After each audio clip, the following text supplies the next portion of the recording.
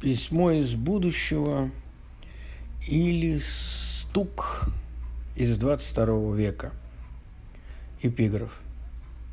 Когда я думал, что достиг дна, снизу постучали. Станислав Ежелец.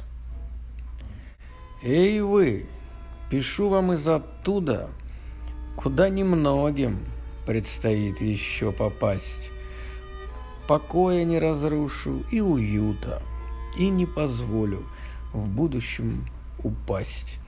Для этого немного потрудиться, как в детстве вам придется над собой, чтобы, как мы, в низину не скатиться и в штопор не зависнуть затяжной.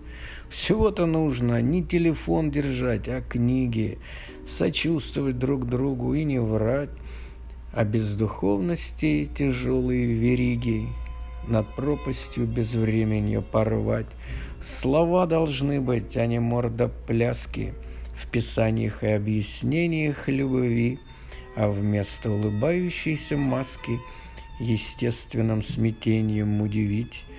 Ходить побольше для общения с природой, смотреть на облака и понимать, они добрее большинства народа, что может грабить, пустословить, унижать.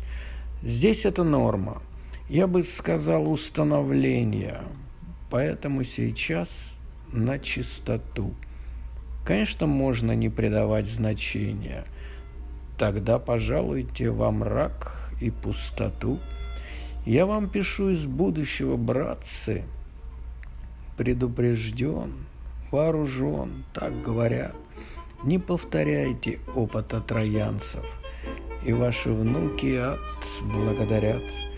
Был убежден, что мы уже на дне, когда в эпохе вашей проживал, но осознать мне посчастливилось извне, откуда вам, друзья, и постучал.